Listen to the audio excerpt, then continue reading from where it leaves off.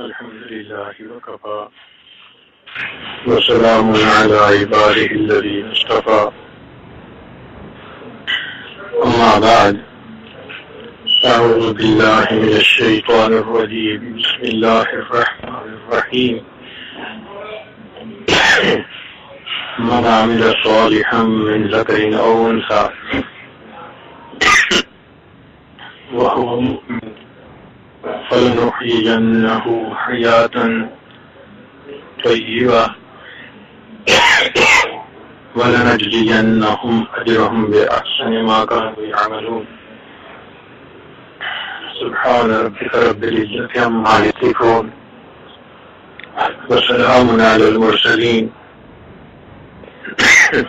والحمد لله رب العالمين. اللهم صل على سيدنا محمد وعلى آل سيدنا محمد وبارك وسلم. قرآن مجید فرقان حمید اللہ تعالیٰ کا کلام ہے. یہ صداقتوں سے بھری ہوئی کتاب، سچائیوں سے بھری ہوئی کتاب، ultimate realities of the universe. Allah نے کائنات کی صداقتوں کو اس کتاب میں اکٹھا کر دیا. چنانچہ اللہ رب العزت ارشاد فرماتے ہیں من عمل صالحا من ذکر او انثی وهو مؤمن، جو کوئی بھی نیک اعمال کرے اور وہ ایمان والا ہو، فَلَنُحْيِيَنَّهُ حَيَاةً طَيِّبَةً، ہم اس کو ضرور بھی ضرور پاکیزہ زندگی عطا کریں گے. آج اگر آپ حالات کو دیکھیں تو ہر انسان اسی کوشش میں ہے کہ میری زندگی سنور جائے.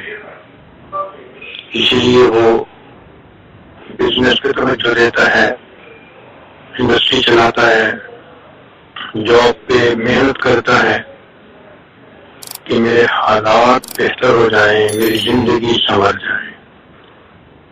لیکن اس کو اپنے روزی کے سلسلے میں بھی پریشانی، گھر بار میں بھی پریشانی، اولاد کی طرف سے بھی پریشانی، دوست احباب کی طرف سے بھی پریشانی، ہر طرف پریشانی نظر آتی ہے. روزانہ وہ اس نیت سے گھر سے چلتا ہے کہ میں اپنے قرضوں کو اتار دوں گا اور میں اپنے آبجیکٹیوز کو اچیو کروں گا، مگر محنت کے باوجود اس کے مقاصد پورے نہیں ہوتے تو سوچنے کی بات ہے کہ آخر اس میں رکاوٹ کہاں ہے. ایک اصول کی بات یاد رکھیے کہ اللہ تعالیٰ کے ہاں کچھ چیزوں کی ایک ترتیب ہے. مثال کے طور پہ ایک بیج جب زمین میں ڈالا جاتا ہے تو وہ پہلے ایک چھوٹا سا پودا ہوتا ہے جس کو سیڈلنگ کہتے ہیں، پھر وہ بڑا ہوتا ہے حتیٰ کہ اس کے اوپر پتے آتے ہیں، پھر اس کے اوپر پھول آتے ہیں اور وہ پھول آخر میں پھل بن جاتے ہیں. ایسا نہیں ہو سکتا کہ بیج ڈالا جائے اور صرف اس کے اوپر پھل لگے. اس پورے ترتیب میں سے گزرنا پڑے گا. پہلے پودا بنے گا، پھر درخت بنے گا، پتے ہوں گے، پھول آئیں گے، پھر بالآخر وہ پھول پھل بنیں گے. تو اسی طرح اللہ تعالیٰ کے ہاں ایک قانون ہے. مثال کے طور پہ اگر کوئی شخص چاہے کہ میرے ہاں اولاد ہو تو اس کے لیے اس کو نکاح کرنا پڑے گا. میاں بیوی اکٹھا رہیں گے تو پھر اللہ ان کو اولاد بھی عطا فرما دیں گے. ایک آدمی نے بیج تو زمین میں ڈالا نہیں اور وہ پھل کا منتظر ہے تو کیسے اس کو درخت کا پھل ملے گا. ایک آدمی نے نکاح تو کیا نہیں، اولاد کا منتظر ہے تو کیسے ہوگی. اللہ کی بنائی ہوئی ترتیب کو انسان الٹ نہیں سکتا. تو اللہ رب العزت نے قرآن پاک کی اس آیت میں ایک ترتیب بتائی ہے کہ جو آدمی ایمان والا ہو اور وہ نیک اعمال کرے، ہم اس کی زندگی کو پاکیزہ کر دیں گے. اس کا مطلب یہ ہوا کہ خوشگوار زندگی کے لیے اعمال کو سنوارنا پڑے گا. تو اللہ رب العزت کے ہاں ترتیب یہ ہے کہ پہلے اعمال سنورتے ہیں، پھر انسان کے حالات سنورتے ہیں. لیکن اگر آپ غور کریں تو اکثر لوگ اس میں غلطی کے مرتکب ہوتے ہیں. وہ یہ سوچتے ہیں کہ پہلے ہمارے حالات سنور جائیں پھر ہم اعمال بھی سنوار لیں گے. کسی بندے سے پوچھیں کہ آپ مسجد نہیں آتے، جواب ملے گا وہ بزنس کے کچھ پرابلم ہیں، ذرا ٹھیک ہو گئے تو میں مسجد آؤں گا. یعنی ہم پہلے حالات کے ٹھیک کرنے کی کنڈیشن لگاتے ہیں، بعد میں اعمال کو ٹھیک کرتے ہیں. اور یہ ہماری کوتاہی ہے کہ ہم ترتیب کو الٹ نہیں سکتے. ہمیشہ پہلے اعمال سنوریں گے پھر حالات سنوریں گے. چنانچہ حدیث پاک میں آتا ہے کہ انسان جو اعمال کرتا ہے، فرشتے ان اعمال کو لے کر اللہ تعالیٰ کے حضور پیش ہوتے ہیں. اللہ تعالیٰ ان اعمال کو دیکھ کر ان کے مطابق حالات بندے پر بھیجتے ہیں. جب کہا میں نے یا اللہ تو میرا حال دیکھ، جب کہا میں نے کہ یا اللہ تو میرا حال دیکھ، حکم آیا میرے بندے نہ میں اعمال دیکھ. تو انسان کے جیسے اعمال ہوں گے ویسے اس کے احوال ہوں گے. اگر نیک اعمال ہیں تو اللہ تعالیٰ پرسکون زندگی کر دیں گے، اور اگر برے اعمال ہیں تو زندگی سکون سے خالی کر دیں گے. اس لیے اللہ تعالیٰ کی بنائی ہوئی ترتیب کو ہمیشہ فالو کرنے کی ضرورت ہے. ہمارے بزرگوں نے 4 باتیں بتائی ہیں جو لوہے کی لکیر ہے، النقش کالحجر، پتھر پہ لکیر کی مانند ہے. ان میں سے ایک یہ ہے کہ جو انسان اعمال سنوارتا ہے اللہ تعالیٰ اس کے حالات کو سنوار دیتے ہیں. اب اس کی مثال اگر آپ نے دیکھنی ہو تو قرآن مجید میں سورہ یوسف کا مطالعہ کر لیجئے کہ حضرت یوسف علیہ السلام لڑکپن کی عمر ہے اور وہ اپنے گھر سے 1000 میل سے بھی زیادہ دور کسی شہر میں پہنچے جہاں ان کو بیچا گیا، اور ایک غلام کی حیثیت سے وہ ایک محل میں خادم بنے. ایک ہوتا ہے نوکر، اس کی بھی کوئی حیثیت ہوتی ہے، اس لیے کہ اس کو اس جاب کے پیچھے پے ملتی ہے، سیلری ملتی ہے. لیکن غلام تو محنت کر کے خدمت کر کے سیلری کا بھی حقدار نہیں ہوتا. تو وہ غلام تھے. اب سوچئے کہ نہ کوئی رشتہ دار پاس ہے، نہ مال ہے، نہ علم ہے، نہ اس وقت بدن میں طاقت پوری ہے، لڑکپن کی عمر ہے، سمجھ اتنی ہے نہیں، اور وہ ایک ایسے حالات میں آ گئے کہ جہاں ایک گھر کے اندر ان کو کام کرنے ہیں. اب سوچئے کہ وہاں رہتے ہوئے انہوں نے اپنے والد کی دی ہوئی تعلیمات پر عمل کیا اور اسی حال میں ان کو جوانی ہوئی. چنانچہ اللہ تعالیٰ ارشاد فرماتے ہیں فلما بلغ اشدہ آتیناہ حکما وعلما، جب وہ اپنی بھرپور جوانی کی عمر کو پہنچے تو ہم نے انہیں علم اور حکم عطا فرمایا. اب ان کو جو اللہ نے نور دیا تو انہوں نے اس نور پر عمل کر لیا. نتیجہ کیا نکلا کہ وقت کے ساتھ ساتھ ان پر ایک امتحان آیا جس میں وہ کامیاب ہوئے، اور کامیاب ہونے کے بعد پھر ان پر مزید امتحان آیا کہ ان کو جیل بھیج دیا گیا. تو وہ جیل میں چلے گئے، 9 سال جیل میں رہے. اس دوران وہاں کے بادشاہ نے خواب دیکھا جس کی تعبیر اس کے کسی بھی لوگوں کے پاس نہیں تھی. جو امراء تھے اس وقت کے، جو اسمبلی ممبر تھے اس وقت کے، جو مشیر تھے بادشاہ کے، کسی کو وہ خواب سمجھ نہیں آیا. تو اس نے پھر اناؤنس کر دیا کہ بھئی کوئی بندہ بتاؤ جو اس خواب کی تعبیر بتائے. تو اس طرح کسی نے یوسف علیہ السلام کے بارے میں بتایا. آپ نے تعبیر دی کہ 7 سال اچھی کھیتی ہوگی، پھر 7 سال قحط آئے گا، تو کھیتی کو بچا کے رکھو تاکہ قحط کے زمانے میں لوگ بھوکے نہ مریں. اب یہ تعبیر اتنی اچھی تھی کہ بادشاہ کو پسند آئی، اور پھر بادشاہ کے دل میں یوسف علیہ السلام کی ایک محبت آ گئی تھی، کیونکہ وہ پہچان گیا تھا کہ قصور یوسف علیہ السلام کا نہیں، قصور میری بیوی کا ہے. اس لیے اس نے کہا تھا انک کنت من الخاطئین، کہ مجھے کرتوت یہ تیرا ہی نظر آتا ہے، تو نے اسے اپنی طرف متوجہ کرنے کی کوشش کی. تو چونکہ ان کے ذہن میں بادشاہ کے یہ تھا کہ یوسف علیہ السلام اتنے امین ہیں کہ باوجود میری بیوی نے گناہ کی دعوت دی مگر اس نے میری عزت میں بددیانتی نہیں کی. تو اس کے ذہن میں خیال آیا کہ اپنے خزانے بھی اس کے حوالے کر دوں تو یہ میرے خزانوں میں بددیانتی نہیں کرے گا.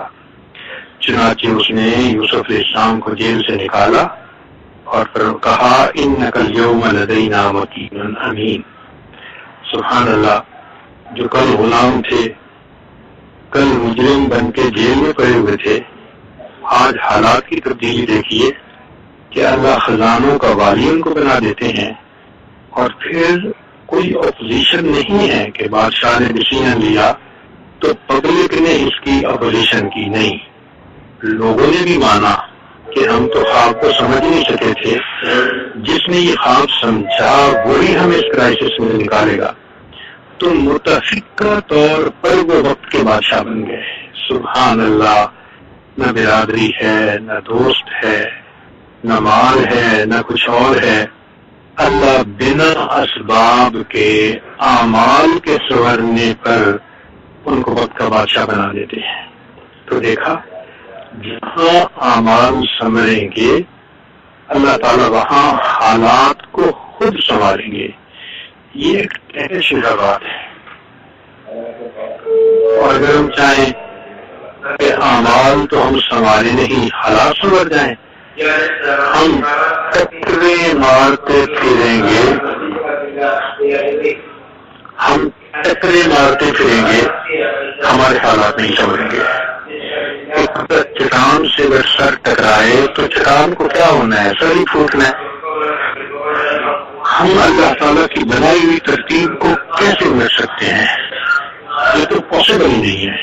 اس لیے اس بات کو ہمیں بٹھا لینا چاہیے کہ ہمیں پہلے اعمال سنوارنے ہیں، پھر ہمارے حالات کو خود سنبھالیں. اللہ تعالیٰ مغیر الاحوال ہے تو بندے کے حالات سنوار دیتی ہے. دوسری بات کہ جو انسان اپنی آخرت سنوارتا ہے اللہ تعالیٰ اس کی دنیا کو سنوار دیتے ہیں. یہاں بھی ہم غلطی کرتے ہیں، ہم چاہتے ہیں پہلے دنیا سنورے پھر ہم آخرت کو سنواریں گے، مگر اللہ نے ترتیب یہ بنائی ہے کہ جو بندہ اپنی آخرت کو سنوارتا ہے اللہ تعالیٰ اس کی دنیا کو سنوار دیتے ہیں. سبحان اللہ. اگر اس کی مثالیں دیکھنی ہیں تو ہمارے بزرگوں کی زندگیوں کو دیکھو کہ سفیان ثوری رحمۃ اللہ علیہ ایک فقیہ گزرے ہیں. ایک شخص ان کو 1 سال کے 365 جوڑے کپڑے کے بنا کے ہدیہ کرتا تھا. روزانہ وہ نیا سوٹ بدلتے تھے اور پرانا صدقہ کر دیتے تھے. اللہ نے ایک شخص کے دل میں محبت ایسی ڈال دی تھی. آج ہے کوئی ایسا نواب، ایسا امیر جو 365 سال کے بدلے؟ کوئی عورت ایسی ہے؟ نہیں.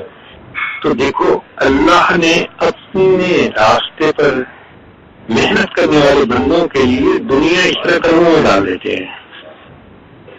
حضرت مجدد ثانی رحمۃ اللہ علیہ صرف اپنی خانقاہ میں رہتے تھے، مگر ان کے اثرات وقت کے بادشاہ پر اتنے پڑے کہ بالآخر اس نے ان کے کہنے کے مطابق شرک کو ختم کیا، بدعات کو ختم کیا اور ہر جگہ دین کے احکام کو لاگو کر دیا۔ اب دیکھیے، نہ سیاست ہے، نہ کسی سے ان کی لڑائی ہے، صرف ایک جگہ پر بیٹھ کر انہوں نے اللہ کو یاد کیا، دعائیں کی، اللہ نے ان کی وجہ سے پورے ماحول کو بدل کے رکھ دیا۔ تبھی تو ان کو مجدد لسانی کہتے ہیں۔ ایک انگریز انڈیا کے وزٹ پر آیا تو اجمیر بھی گیا، وہاں اس نے حضرت خواجہ معین جی سے اجمیری رحمۃ اللہ علیہ کا مزار دیکھا۔ پھر جب واپس اپنے ملک میں گیا تو اس سے وائف نے پوچھا کہ سناؤ تم نے کیا کیا دیکھا؟ اس نے باقی چیزیں بھی بتائیں اور ایک یہ بات بھی بتائی کہ دیکھو، میں نے زندگی میں پہلی بار دیکھا کہ ایک آدمی زمین کے اندر لیٹا ہوا ہے مگر لوگوں کے دلوں پر حکومت کر رہا ہے۔ اس لیے کہ اجمیر شریف کے مزار پر مسلمان بھی جاتے ہیں، ہندو، سکھ، کافر بھی جاتے ہیں۔ تو وہ حیران اس بات پہ تھا کہ یہ بندہ تو قبر میں چلا گیا لیکن آج بھی اس کی محبت ایسی لوگوں کے دلوں میں ہے کہ دن میں سینکڑوں نہیں ہزاروں لوگ وہاں آتے ہیں اور اپنے لیے دعائیں مانگتے ہیں۔ تو معلوم ہوا کہ جو شخص اپنی آخرت کو سنوارتا ہے اللہ تعالیٰ اس کی دنیا کو سنوار دیتے ہیں۔ ہارون رشید کا واقعہ لکھا ہے کہ وہ کھڑکی سے دیکھ رہا تھا اور نیچے مسجد میں امام ابو یوسف رحمۃ اللہ علیہ آ رہے تھے تو دو طلباء ان کے پیچھے پیچھے آ رہے تھے اور دونوں چاہتے تھے کہ ہم حضرت کے جوتے اٹھائیں۔ چنانچہ جب حضرت نے مسجد دروازے پر آ کر جوتے اتارے تو ایک آدمی نے ایک جوتے کو اٹھایا، دوسرے نے دوسرے کو اٹھا لیا۔ ابو طلباء سمجھدار تھے، چاہتے تھے کہ ہم جوتے اٹھائیں، تو انہوں نے یہ فیصلہ کیا کہ ایک نے رومال پھیلایا اور ایک نے ایک جوتا ڈالا، دوسرے نے دوسرا جوتا ڈالا، اور یوں ایک نے رومال ایک طرف سے پکڑ لیا، دوسرے نے رومال دوسری طرف پکڑ لیا، اور یوں پیچھے پیچھے جوتوں کو لے کے دونوں بچے مسجد کے اندر داخل ہوئے۔ تو ہارون رشید نے ٹھنڈی سانس لی، بیوی نے پوچھا کیا ہوا؟ اس نے کہا کہ یوں تو لوگ ہمیں بادشاہ کہتے ہیں، ہمارے جوتے اٹھانے کے لیے بھلا کون سے ڈرتا ہے؟ تو جو اللہ کی رضا والی زندگی اختیار کرتا ہے، اپنی آخرت کو سنوارتا ہے، پھر اللہ تعالیٰ اس کی دنیا کو بھی سنوار دیتے ہیں۔ تیسری بات کہ جو شخص اللہ سے اپنے تعلق کو سنوار لیتا ہے، اللہ تعالیٰ مخلوق سے اس کے تعلق کو سنوار دیتے ہیں۔ آج ہم اس میں بھی الٹی ترتیب پہ عمل کرتے ہیں۔ ہم چاہتے ہیں سب لوگ ہم سے راضی ہو جائیں اور کر کے بھی کوئی راضی نہیں ہوتا۔ کسی سے ساس ناراض، کسی سے بہو ناراض، کسی سے ماں باپ ناراض، کسی سے بچے ناراض، کسی سے دوست ناراض، اور لوگ کہتے بھی ہیں کہ جی ہم دوسروں کے لیے اتنا کرتے ہیں اور لوگ پھر بھی ہماری بدخوائیاں کرتے ہیں۔ تو اصل راہ یہ ہے کہ ہم نے اللہ سے اپنا تعلق نہیں سنوارا ہوتا تو اللہ تعالیٰ مخلوق کے دل میں بھی ہماری بدگمانیاں ڈال دیتے ہیں، چنانچہ لوگ ہمارے بارے میں الٹی باتیں کرنے لگ جاتے ہیں۔ تو اللہ سے جو تعلق کو سنوارتا ہے، اللہ مخلوق کے تعلق کو خود سنوار دیتے ہیں۔ اس کی اگر مثال دیکھنی ہے تو نبی علیہ الصلوۃ والسلام کی مبارک زندگی کو دیکھیں کہ مکہ مکرمہ میں جب آپ تھے تو قریش مکہ جان کے دشمن تھے، اللہ اکبر کبیرہ، لیکن آپ ہجرت تشریف لے گئے اور 8 سال کے اندر جب آپ مکہ میں داخل ہوئے، فاتح مکہ بن کے، تو جتنے بڑے بڑے قریش تھے سب آئے اور سب نے آ کے آپ کے ہاتھ پر بیعت کی، اسلام قبول کیا۔ نبی اسلام نے فرمایا الحمدللہ وحدہ، سب تعریفیں اللہ کے لیے ہیں، نصر عبدہ، جس نے بندے کی مدد کی، وہزم الاحزاب وحدہ، اور سب دشمنوں کو اس اکیلے اللہ نے شکست دی۔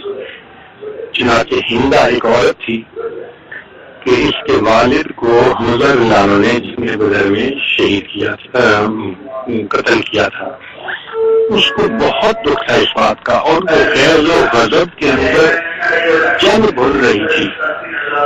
چنانچہ اس نے ایک شخص تھا جس کا نام تھا وحشی، تو اس وحشی کو یہ کہا کہ میں تمہیں آزاد بھی کر دوں گی اور میں تمہیں یہ پیسے بھی دوں گی اگر تم حمزہ رضی اللہ عنہ کو شہید کرو۔ چنانچہ جنگ احد میں وحشی نے حمزہ رضی اللہ عنہ کو شہید کر دیا۔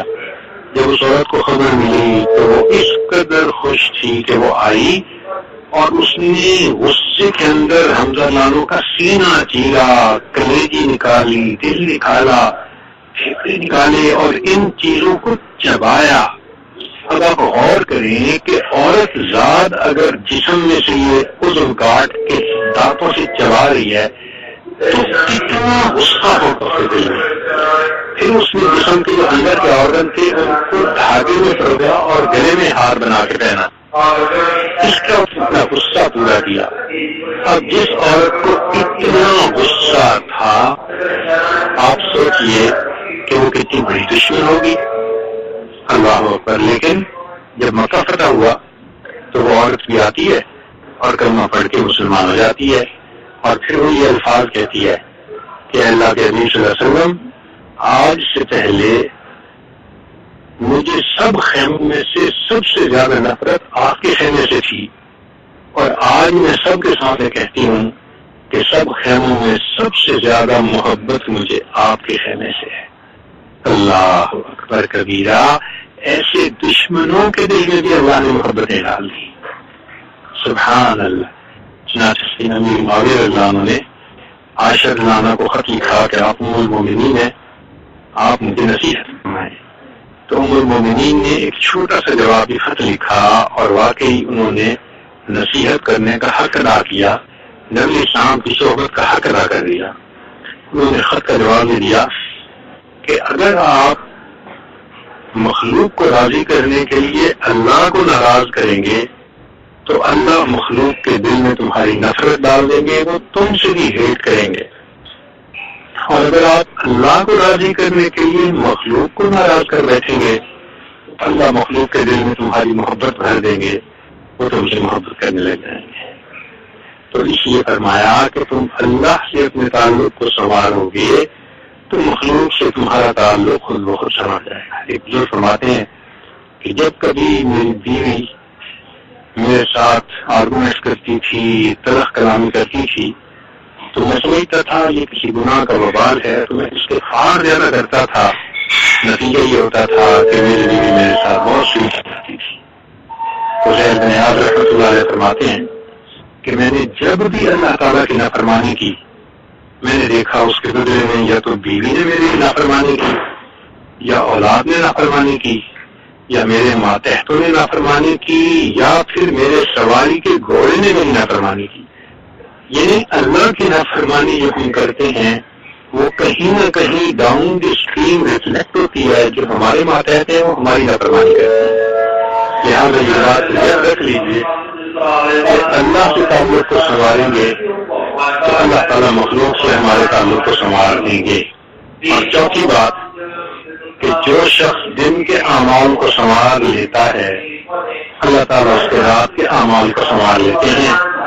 بہت سے لوگ اس بات کو پوچھتے ہیں ہماری فجر قضا ہوتی ہے، تہجد کی توفیق نہیں ملتی، تو وہی اس کی بات یہ ہے کہ جو شخص دن کے اعمال کو سنوارے گا اللہ تعالیٰ اس کے رات کے اعمال کو بھی سنوار دیں گے۔